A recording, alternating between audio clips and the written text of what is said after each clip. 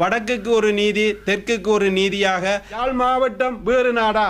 நாங்கள் வறுமை கோட்டுக்கு கீழே அரசாங்கத்தில் இந்த என்பிபி அரசாங்கம் ஏமாற்ற முயற்சிக்கின்றதா? வணக்கம், என்னுடைய பேர் அன்னராசா, வடமாகாண கடத்தொழிலாளர் இணையத்தினுடைய ஊடக பேச்சாளர். இன்றைய தினம் இந்த தமிழ் சிங்கள புத்தாண்டை முன்னிட்டு வடமாகாணத்தை பிரதிநிதிப்படுத்துகின்ற 50,000 குடும்பங்கள், 2 லட்சம் மக்கள் தொடர்பான நீதி மறுக்கப்பட்ட சமூகமாக கடற்றொழிலாளர் சமூகம் கடந்த அரசாங்கங்களும் சரி, இந்த அரசாங்கங்களிலும் சரி, வடக்குக்கு ஒரு நீதி, தெற்குக்கு ஒரு நீதியாக அரச நிர்வாக மட்டத்திலே செயல்பாடுகள் நடைபெற்று கொண்டிருக்கிறது. அது வேதனை அளிக்கின்றது. கடந்த கால அரசாங்கத்திலே வடக்கு கடற்றொழிலாளருக்கு மறுக்கப்பட்ட நீதி இந்த அரசாங்கத்திலும் 5 மாதங்கள் கடந்தும் அந்த நீதி மறுக்கப்பட்ட சமூகமாக வடக்கு கடற்றொழில் சமூகம் இருக்கின்றது. ஆனால் வடமாகாணத்திலே, குறிப்பாக யாழ்ப்பாணத்திற்கு பிரதமர் வருகின்றார், வெளிவிவகார அமைச்சர் வருகின்றார், ஏனைய துறை சார்ந்த அமைச்சர்கள் வந்து என்னென்னோ விஷயங்களையெல்லாம் வடக்கு மக்களுக்கு செய்வதாகவும் அல்லது வடக்கு மக்களுக்கு போதிக்கின்றார்கள். ஆனால் வடக்கு கடற்றொழிலாளர்களுடைய நீதி தொடர்பாகவும், இலங்கையிலே 2 நீதி இருக்கின்றது என்பது தொடர்பாகவும் ஏன் மௌனம் சாதிக்கின்றார்கள்? எதிர்வரும் 17ஆம் தேதி யாழ் மாவட்டத்துக்கு வருகை தர இருக்கும் இலங்கையின் அதிமேதகு ஜனாதிபதி அனுரகுமார திசாநாயக்கா கூட இந்த கடற்றொழிலாளர்களுக்கு மறுக்கப்பட்ட நீதி தொடர்பாக பேசுவாரா? வெறுமனவே கடந்த கால அரசாங்கங்கள் போன்று வடக்கு மக்களை அல்லது தமிழ் மக்களை ஏமாற்றுகின்ற செயல்பாட்டைத்தான் இந்த அரசாங்கமும் இன்று வரையும் செய்து கொண்டிருக்கின்றது. எதிர்காலத்திலும் செய்யும் என்ற ஒரு ஐயப்பாடு எங்களுக்கு இருக்கின்றது. ஏனென்றால் பிரதமர் வந்து ஹாரநகர் வந்தார், வேலனை வந்தார், இதெல்லாம் முற்றாக மீன்பிடியாலே பாதிக்கப்பட்ட சமூகங்கள் வாழ்கிற பிரதேசத்திலே வந்து தங்களுக்கு அதிகாரத்தை தாங்க ஒன்று கேட்கிறார்கள். ஆனால் உங்களுடைய அதிகாரத்திலே நீதி மறுக்கப்பட்டு புத்தளத்துக்கு ஒரு நீதியாகவும் யாழ்ப்பாணத்துக்கு ஒரு நீதியாகவும் உங்களுடைய அரசாங்கத்தில் வந்த நீதி தொடர்கிறது. அதை பற்றி பேசுவதற்கு பிரதமருக்கோ அல்லது வெளிவிவகார அமைச்சரோ முன்வராத காரணத்தினால் தொடர்ந்து நீதி மறுக்கப்பட்ட சமூகமாக கடற்றொழில் சமூகம் இருக்கின்றது. உதாரணத்துக்கு இலங்கையின் ஜனநாயக சோசலிய குடியரசினால் புத்தளம் மாவட்டம் கல்பிட்டிக்கு ஒரு நீதியும், வடக்கு மாகாணம் யாழ்ப்பாணத்துக்கு ஒரு நீதியும் தொடர்ந்து 3 வருடங்களாக நீதி மறுக்கப்பட்ட சமூகமாக, நீதிக்காக குரல் கொடுக்கிற சமூகமாக, நீதி இல்லாத நாட்டிலே வாழ்கின்ற கடற்றொழிலாளர்களாக வடக்கு கடற்றொழிலாளர்கள் என்பிபி அரசாங்கத்தினாலும் அதே செயல்பாட்டை தான் கொண்டு நடத்துகிறார்களே ஒழிய மக்களுக்கு நீதி அல்லது மக்களுடைய வாழ்வுக்கு அல்லது வாழ்வாதாரத்துக்குரிய எந்த செயல்பாட்டையும் செய்யாமல் வெறுமனவே அபிவிருத்தி அல்லது அபிவிருத்தி மாயை அல்லது முதலீடுகள் என்ற போர்வையிலே மக்களை ஏமாற்ற முயற்சிக்கின்றதா? எங்களுடைய கடலிலே சுதந்திரமாக தொழில் செய்து வாழ விடுவதற்குரிய நடவடிக்கையை இந்த என்பிபி அரசாங்கம் ஏன் எடுக்கவில்லை? புத்தளத்திலே இலங்கையினுடைய நீதிமன்றத்தினால் வழங்கப்பட்ட தீர்ப்பு புத்தளம் வேறு நாடா, யாழ் மாவட்டம் வேறு நாடா என்ற நிலைப்பாட்டை எதிர்வரும் 17ஆம் தேதி யாழ் மாவட்டத்திற்கு வருகை தர இருக்கும் ஜனாதிபதி பல்வேறு விடயங்களிலே மார்தட்டி கொண்டிருக்கின்றார். ஆனால் எங்களுடைய நீதி தொடர்பாகவோ அல்லது எங்களுக்கு கிடைக்க வேண்டிய உரிமை தொடர்பாகவோ ஏன் பேசாமல் இருக்கின்றார்கள்? ஏன் இந்த நீதிமன்ற தீர்ப்பை இன்று வரையும் இலங்கை பூராக நடைமுறைப்படுத்த முடியாத அரசாங்கமாக அனுரகுமார திசாநாயக்கா தலைமையிலான அரசாங்கம் இருக்கின்றது. ஆனால் இந்த அரசாங்கமும் இலங்கையை ஆண்ட அரசாங்கங்கள் போன்று கடந்த காலத்தில் தமிழ் மக்களை வஞ்சித்து செயல்படுகிறது.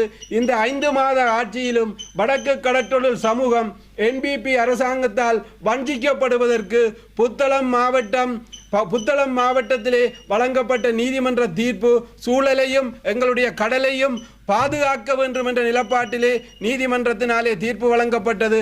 அந்த தீர்ப்பை நடைமுறைப்படுத்தப்படவில்லை. நாங்கள் இன்னும் ஒரு நாடு, புத்தளம் இன்னும் ஒரு நாடு, இது 2 நாட்டு பிரச்சனையா என்று ஜனாதிபதி அவர்கள் தெளிவுபடுத்த வேண்டும். ஏனென்றால் நீங்கள் வந்து மக்களை சந்தித்து வாக்கு போடு என்று கேட்கின்றீர்கள். ஆனால் மக்களுக்கு கிடைக்க வேண்டிய நீதியையும் எங்களுடைய உரிமையையும் பற்றி பேசவில்லை. எங்கட கையால் உழைச்சி வாழ நீங்க விடுங்க. அதுக்கு பிறகு உங்களோட அபிவிருத்தியும் உங்களோட முதலீடும் 2ஆம் கட்டம்.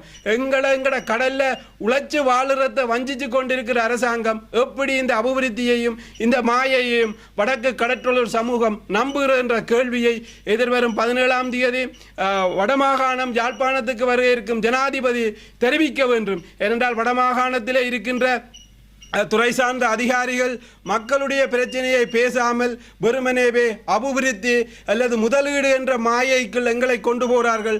எங்களுடைய கடலிலே எங்களுடைய சுதந்திரமாக நாங்கள் உழைத்து வாழக்கூடிய சூழ்நிலை உருவாகாத வரையும் நாடு அபிவிருத்தி அடைந்தும் எந்த பயனும் இல்லை. நாங்கள் வறுமை கோட்டுக்கு கீழே அரசாங்கத்தில் கையேந்துகின்ற நிலைக்குத்தான் கடற்றொழிலாளர்களை NBP அரசாங்கம் கொண்டு செல்வது என்பதை நாங்கள் தெளிவாக கூறுகின்றோம். இல்லை அப்படி செய்ய இல்லை என்று சொல்லுகின்ற ஜனாதிபதி 17ஆம் தேதி பொது மேடையில் சொல்வாரா? புத்தளத்திலே வழங்கப்பட்ட தீர்ப்பு ஏன் இலங்கையிலே நடைமுறைப்படுத்தப்படவில்லை அல்லது ஏன் வடக்கு மாகாணத்திலே நடைமுறைப்படுத்தப்படவில்லை என்ற கேள்வியை ஜனாதிபதி முன்னிலையிலே நாங்கள் வைத்திருக்கின்றோம். அதே போன்றுதான் இந்த இலங்கை இந்திய மீனவர்களுடைய பிரச்சனை தொடர்பாக பிரதமர் இலங்கைக்கு வந்து சென்று இந்தியா சென்றிருக்கின்றார். ஆனால் இலங்கை இந்திய மீனவர்களுடைய பிரச்சனையை தீர்ப்பதற்கு இன்றைய தினத்திலிருந்து தமிழ்நாட்டிலே தடைக்காலம் ஆரம்பிக்கின்றது. அதாவது தமிழ்நாட்டு மீனவர்கள் 2 மாதங்களுக்கு இந்த கடலிலே மீன் இனப்பெருக்க காலம் என்று அவர்களுடைய தொழிலை நிறுத்துகின்றார்கள். அந்த காலப்பகுதியிலே வடக்கு கடற்றொழில் சமூகம் தொழில் செய்து அந்த வாழ்வாதாரத்தை அதிகரிக்கக்கூடிய சூழ்நிலையும் எதிர்பார்ப்பும் வடக்கு மீனவர்கள் மத்தியிலே எழுந்திருக்கின்றது. அதே போன்றுதான் இலங்கை இந்திய மீனவர் பிரச்சனைக்கு இந்த தடைக்காலம் நிறைவு பெற்று 2 மாதங்களிலே தமிழ்நாட்டு மீனவர்கள் இந்த இழுவை மடியை நீங்கள் நல்லெண்ண அடிப்படையிலே வடக்கு கடற்றொழில் சமூகத்திற்கு செய்கின்ற மனிதாபிமான உதவியாக நீங்கள் கருதி 2 மாதங்கள் தொடர்ந்து இந்த தடைக்காலத்திலே நீங்கள் தொழிலை நிறுத்தி இலங்கை இந்திய அரசுகளை வலியுறுத்தி இந்த மீனவர்களுடைய பிரச்சினைக்கு நிரந்தர தீர்வு பெறுவதை நாங்களும் நீங்களும் வலியுறுத்த வேண்டும் என்றும் அதற்கு தமிழ்நாட்டு மீனவர்கள் ஒத்துழைக்க வேண்டும் என்றும். ஏனென்றால் 2026ஆம் ஆண்டு தமிழ்நாட்டு சட்டசபை தேர்தல் வர இருக்கின்றபடினால் தேர்தலுக்கும் அரசியல் இலாபத்திற்கும் மீனவர்களுடைய பிரச்சனையை பாவிக்காது மனிதாபிமானத்தோடு நல்லெண்ணத்தோடு வடக்கு கடற்றொழில் சமூகம் தொடர்ந்து 30 வருட யுத்தத்தாலே பாதிக்கப்பட்டு மீண்டெழ முடியாமல் இருக்கிற சூழ்நிலையில் எங்களை மீண்டெழுவதற்கும் எங்களுடைய கடலையும் எங்களுடைய கடல் சூழலையும் பாதுகாப்பதற்கு தமிழ்நாட்டு மீனவர்கள் நல்லெண்ண அடிப்படையிலே 2 மாதங்கள் தடைக்காலத்தை நீடித்து 2 அரசுகளையும் வலியுறுத்தி மீனவ மட்ட அரச மட்ட அதிகாரிகள் மட்ட பேச்சுவார்த்தை ஊடாக தீர்வு பெற வேண்டும் என்ற எண்ணத்தை நாங்கள் தமிழ்நாட்டு மீனவர்களுடையிலும் வலியுறுத்துகின்றோம். பாரத பிரதமரிடமும் வலியுறுத்துகின்றோம். அதே போன்று தமிழ்நாட்டு மாண்புமிகு முதலமைச்சர் ஸ்டாலின் ஐயாவிடமும் நாங்கள் முன்வைக்கின்றோம். அதே போன்று இலங்கை கடந்த அரசாங்கங்களினாலே வடக்கு கடற்றொழிலாளர்களுக்கு நீதி மறுக்கப்பட்டது. இந்த அரசாங்கங்களினாலும் அந்த நீதி மறுக்கப்பட்டு வருகிறது. நீதி மறுத்தாலும் அரசாங்கம் என்ற ரீதியிலே இந்த அரசாங்கத்தையும் எங்களுடைய கோரிக்கையாக நாங்கள் வைக்கின்றோம். இலங்கை இந்திய மீனவர் பிரச்சினைக்கு சுமூகமான தீர்வு எட்டுவதற்கு இலங்கை அரசாங்கம் முன்னிக்க வேண்டும், இதனை முன்கொண்டு செல்ல வேண்டும்.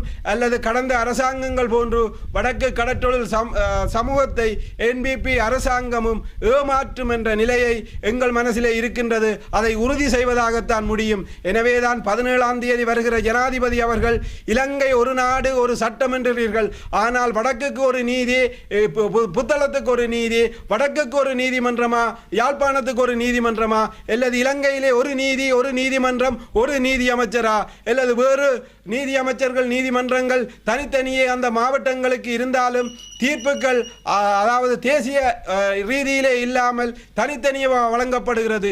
ஒரு மேல் நீதிமன்றத்தால் வழங்கப்பட்ட தீர்ப்பை இன்று 2 வருடங்களாக நடத்த முடியாத அரசாங்கங்களாக இலங்கை பெரும்பான்மை இனத்தைச் சேர்ந்த அரசாங்கங்கள் இருக்கின்றார்கள்.